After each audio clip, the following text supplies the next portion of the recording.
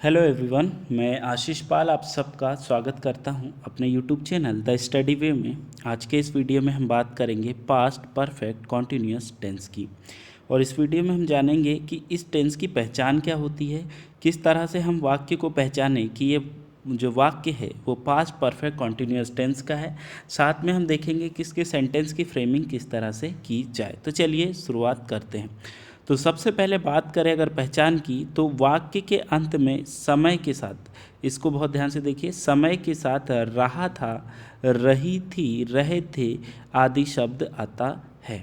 ठीक है, तो देखिए जब समय हो और वाक्य के अंत में रहा था, रही थे, इस तरह से शब्द आए तो वो जो वाक्य है पास्ट परफेक्ट कॉन्टिन्यूअस टेंस का होगा। उदाहरण के लिए, वह सुबह से पढ़ रहा था, तो सुबह क्या हो गया, एक टाइम हो गया। ठीक है, और वाक्य के अंत में आया है रहा था, तो ये जो वाक्य है ये पास्ट परफेक्ट कॉन्टिन्यूअस टेंस का वाक्य है।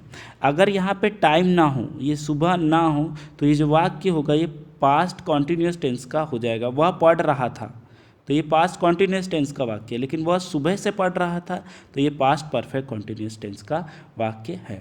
चलिए देखते हैं सबसे पहले अफर्मेटिव सेंटेंस को। अफर्मेटिव सेंटेंस वो सेंटेंस यानी सकारात्मक वाक्य जहाँ पे प्रश्न नहीं पूछे जाएंगे और नेगेटिव सेंस नहीं होगा। तो सबसे पहले सब्जेक्ट होगा ही, शी, इट, राम, श्याम, मोहन, इस तरह से सब्जेक्ट होगा। हैड बिन यहाँ पे हेल्पिंग वर्ब होगा। वर्ब की फोर्थ फॉर्म यानी वर्ब के साथ आईएनजी का प्रयोग होगा। ऑब्जेक्ट होगा, साथ में सिंस लगेगा या फॉर का यूज़ किया जाएगा, और जो रहेगा उनके साथ वो रहेगा टाइम।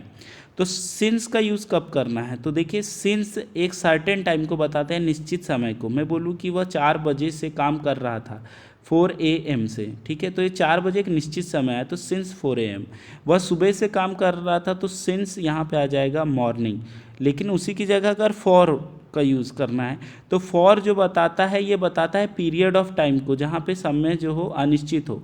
पीरियड ऑफ टाइम अनिश्चित समय, जैसे मैं बोलूँ वह 2 घंटे से काम कर रहा था, 2 घंटे 2 आवर्स से, पर कब से, 10 से 12 या 8 से 10 या 12 से 2, इस तरह से। तो ये तो नहीं बता पा रहे हैं कि कब है, पर हमको पता है 2 बजे से, तो वहाँ पे हम यहाँ फॉर का यूज़ करेंगे। चलिए अब देखते हैं एग्जाम्पल्स को। वह सुबह से हंस रहा था। ठीक है, टाइम आया वाक्य के अंत में रहा था, तो सेंटेंस बनेगा ही had been laughing since morning. Had been यहाँ पे हेल्पिंग वर्ब यानी सहायक क्रिया होगी। ठीक है, सिंस मॉर्निंग, मॉर्निंग के एक निश्चित समय है, तो सिंस का हमने यूज़ किया है। राम 2 घंटे से टीवी देख रहा था। Ram had been watching TV for 2 hours. सुबह से वर्षा हो रही थी।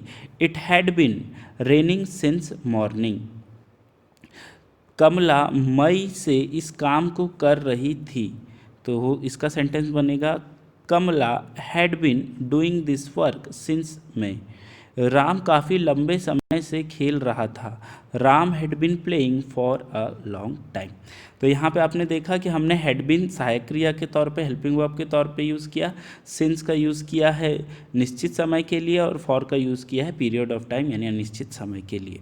चलिए अब देखते हैं नेगेटिव सेंटेंस। तो यहाँ पे नकारात्मक जो सेंटेंस है, वाक्य है, नकारात्मक वाक्य, उनके लिए किस तरह सेंटेंस फ्रेम करना है, तो स्ट्रक्चर देखते हैं। सब्जेक्ट ही, शी, इट, उसके साथ हैड के साथ नॉट, तो हैडेंट इसका कॉन्ट्रैक्शन या शॉर्ट फॉर्म हो जाएगा। साथ में बिन लगेगा, वर्ब की फोर्थ फॉर्म यानी वर्ब के साथ आईएनजी, बाकी का रिमेनिंग सेंटेंस ऑब्जेक्ट।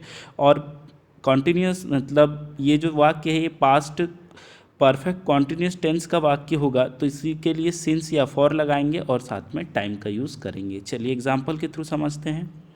मैं उसे 2 घंटे से संपर्क करने की कोशिश नहीं कर रहा था। ठीक, I hadn't been trying to contact her for 2 hours. वह 2 घंटे से खत नहीं लिख रही थी। ठीक है, नहीं लिख रही थी। She hadn't been writing letter for 2 hours, writing a letter for 2 hours. ठीक है, चलिए आगे देखते हैं कुछ और एग्जाम्पल्स को। वर्षा सुबह से नहीं हो रही थी। It hadn't been raining since morning.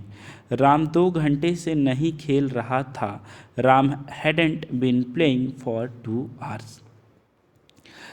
अंत में बात करते हैं इंट्रोगेटिव सेंटेंस यानी प्रश्नवाचक वाक्यों के बारे में। तो हम सबको पता है अगर हेल्पिंग वर्ब को आगे पुट कर दिया जाए सेंटेंस के तो वो जो सेंटेंस है वो इंट्रोगेटिव सेंटेंस बनता है। तो साथ देखिए यहाँ पे हैड, साथ में सब्जेक्ट और इसके बाद लगेगा बिन, इसको बहुत ध्यान से देखिएगा। साथ में वर्ब की फोर्थ फॉर्म यानी वर्ब के साथ आईएनजी, ऑब्जेक्ट, सिंस या फॉर दोनों में से किसी एक का यूज़ करेंगे और उनके साथ आएगा टाइम। चलिए एग्जाम्पल के थ्रू देखते हैं। क्या वह उसका सुबह से इंतज़ार कर रहा था? Had he bin waiting for her since morning. क्या तुम जयपुर में 2001 से रह रहे थे? Had you been living in Jaipur since 2001। आपने क्वेश्चन पूछा है तो प्रश्नवाचक वाक्य, क्वेश्चन मार्क। लास्ट एग्जाम्पल, क्या राम लंबे समय से खेल रहा था? Had Ram bin playing for a long time. तो ये थे हमारे इंट्रोगेटिव सेंटेंस। तो इस वीडियो के लिए इतना ही दोस्तों। मुझे उम्मीद है आपको वीडियो पसंद आया होगा।